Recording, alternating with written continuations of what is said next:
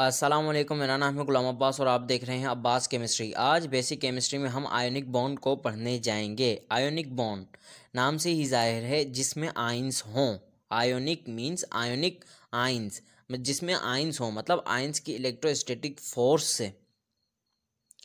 Ion क्या होते हैं ये प्रीवियस बेसिक केमिस्ट्री की ही वीडियो में मैं सिखा चुका हूँ कि आयंस दो तरह के होते हैं।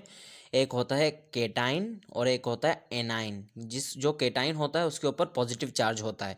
और पॉजिटिव चार्ज वो क्यों आता है? क्योंकि कोई भी एटम अगर अपना कोई एक इलेक्ट्रॉन लॉस कर देता है तो वो आयन बन जाता है, और वो जो आयन बनता है वो आयन की किस्म केटाइन कहलाती है। ओके। और जो कोई भी एटम स्टेबल होने के लिए एक इलेक्ट्रॉन गेन करता है, या दो या तीन, मतलब इलेक्ट्रॉन गेन करता है, तो वो एनाइन कहलाता है। ओके। सो आते हैं वापस आज के टॉपिक की जानिब। आयोनिक बॉन्ड, तो it is also called electrovalent bond. इसे हम इलेक्ट्रोवैलेंट बॉन्ड भी कहते हैं। Discovered by W Kossel, okay, year 1916 में। It is strongest bond. Chemistry में आप जितने भी बॉन्ड्स देखेंगे उन सब में जो भी स्ट्रॉन्गेस्ट होगा उसका नाम ही आयोनिक बॉन्ड है। ओके। अब मैंने लिखा है अ bond in which metal loss it's electron and form cation. अब आपको पता है केटाइन क्या होता है। एक एटम जब भी अपना कोई एक इलेक्ट्रॉन लॉस करता है तो वो केटाइन बन जाता है, और केटाइन आयन की एक किस्म है। और जो दूसरी आयन की किस्म है एनाइन, वो इलेक्ट्रॉन गेन करने से बनता है anion. A bond in which non metal gain electron to form anion. Okay. अब आयोनिक बॉन्ड ऐसा बॉन्ड होता है जिसमें एक मेटल अपना एक इलेक्ट्रॉन लॉस कर देता है और उसी इलेक्ट्रॉन को कोई नॉन मेटल गेन कर लेता है। It is a complete transfer of electron, ये याद रखिएगा। ओके। इसकी डेफिनेशन भी लिखी हुई है नीचे, लेकिन उससे पहले एक और पॉइंट पढ़ लेते हैं। द इलेक्ट्रोनेगेटिविटी डिफरेंस लिखना मैं भूल गया, इसलिए मैंने माइनस की निशानी लगा दी। Between both atom must be greater than 1.7। मतलब इलेक्ट्रोनेगेटिविटी डिफरेंस, मतलब एक के इलेक्ट्रोनेगेटिविटी में से दूसरे के इलेक्ट्रोनेगेटिविटी को हम माइनस करेंगे तो उसका जो डिफरेंस जवाब आना चाहिए ना, वो 1.7 से बड़ा आना चाहिए। ओके। तभी वो आयोनिक बॉन्ड कहलाएगा, नहीं तो फिर कोवेलेंट में चला जाएगा। ओके। अब इसकी डेफिनेशन को हम पढ़ते हैं। इसकी डेफिनेशन है the complete transfer of electron from metal to non metal is called ionic bond. Okay.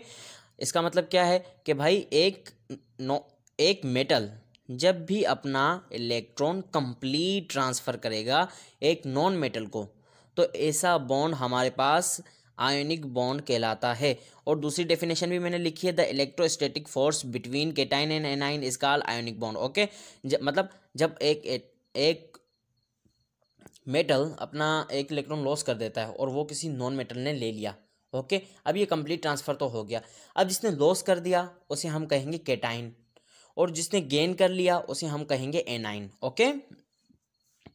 अब ये बात याद रखिएगा कि मेटल हमेशा इलेक्ट्रॉन लॉस करेगा। ओके। आयोनिक बॉन्ड मेटल हमेशा लॉस करेगा और नॉन मेटल उसे गेन करके ये आयोनिक बॉन्ड बन जाएगा।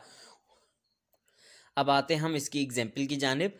एग्जाम्पल मैंने उठाई है जो मोस्ट कॉमन, आप कहीं भी जाएंगे आपको आयोनिक बॉन्ड आसानी से समझाने के लिए सोडियम क्लोराइड की एग्जाम्पल बहुत काफ़ी है। बिल्कुल। अब देखें, ये है एक सोडियम का एटम। अब एक सवाल मैं क्लियर करना चाहता हूँ कि कभी आपसे कोई पूछ ले कि एटम्स बॉन्ड क्यों बनाते हैं। अब मैं आपको एक बात बता दूं कि एटम स्टेबल नहीं है।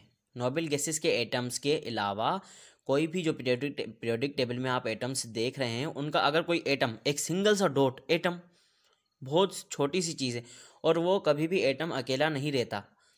सही है। एटम की एक दूसरी शक्ल आती है मॉलिक्यूल। ओके। तो मॉलिक्यूल ऐसा एक छोटे से छोटा पार्टिकल है जो कि एग्जिस्ट इंडिपेंडेंटली हो सकता है, लेकिन एटम कभी भी अकेला नहीं रह सकता। एटम को स्टेबल होना पड़ता है, तभी वो अकेला इस जहान में रह सकता है। ओके। नहीं तो ऐसा नहीं होता कि एटम कोई अकेला आके एटम बस, जैसे सोडियम का एटम, ये क्लोरीन हटा दें और सोडियम का एटम इस हालत में अकेला से दुनिया में ऐसे नहीं हो सकता बिल्कुल भी।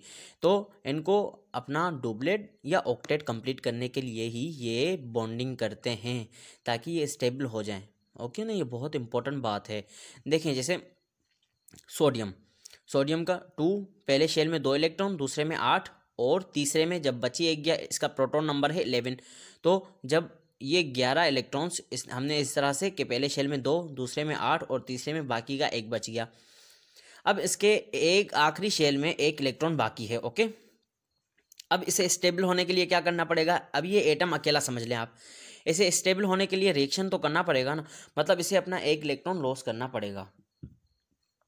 अब देखें इस जानिब, ये जो N मैंने लिखा है ये न्यूक्लियस है। ओके, ये सोडियम और ये क्लोरीन। ओके, अब ये जो क्लोरीन का न्यूक्लियस है इसमें इसका प्रोटॉन नंबर है 17, तो 2 पहले शेल में, 8 दूसरे शेल में और 7 बाकी के जो रह जाते हैं 17 हो गए टोटल। तो ये 7 जो हैं वो आखिरी शेल में मैंने रख दिए हैं।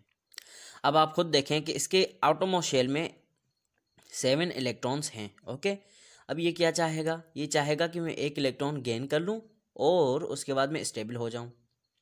हर एटम यही चाहता है कि मैं स्टेबल हो जाऊँ। ओके, इसलिए वो ये इलेक्ट्रॉन का लेना और देना इस वजह से ही होता है। अब इसने 1 लॉस कर दिया और ये सोडियम बन गया केटाइन। अब इसके पास नोट करें कि ये अगर इलेक्ट्रॉन ना हो, तो अगर ये 1 इलेक्ट्रॉन ना हो तो ये स्टेबल नोबल गैस कॉन्फ़िगरेशन हासिल कर लेता है और ये स्टेबल हो जाता है।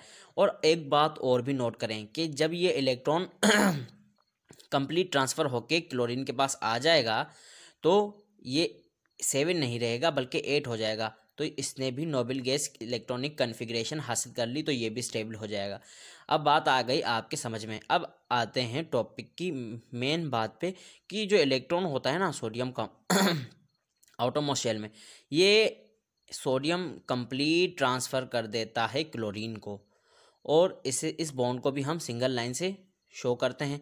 अब ये सिंगल लाइन का मतलब ये नहीं है कि ये सिंगल लाइन ही होती है, ये इतने करीब आ जाते हैं इनको इलेक्ट्रोस्टैटिक फोर्स ये, लेकिन हम इसको जाहिर सिंगल लाइन से ही कर देते हैं। ओके, अब ये अब होता क्या है इसमें, एक जो क्रिस्टल सोडियम का आएगा, देखें ये इलेक्ट्रॉन जो है ये कंप्लीट ट्रांसफ़र हो जाएगा क्लोरीन को और इस तरह से ये सोडियम क्लोराइड बन जाएगा। और सोडियम क्लोराइड हमारे घर में भी होता है, ये कॉमन साल्ट जो हम खाने वगैरह में इस्तेमाल करते हैं वही है। ओके ना, अब मैं उम्मीद करता हूँ। अब एक और भी बात बताइए कि जो सोडियम है इसकी इलेक्ट्रोनेगेटिविटी है 0.9 और क्लोरीन की 3.0। अब हमें चेक करना है आया ये आयोनिक बॉन्ड है कि नहीं। आयोनिक बॉन्ड होने के लिए या ना होने के लिए ऊपर एक शर्त लिखी हुई है, the electronegativity difference between both atoms must be greater than 1.7। मतलब जो 3.0 मतलब 3 और 0.9 का डिफरेंस, मतलब 3.0 माइनस 0.9 ये मस्ट बी इक्वल आना चाहिए 1.7 से ग्रेटर। ओके, अब ये आप देख सकते हैं कि 2.1 है, तो ये लाजमी आयोनिक बॉन्ड ही है। ओके, अब मुलाकात होगी अगले लेक्चर में। अपना ख्याल रखिएगा। खुदा हाफिज़।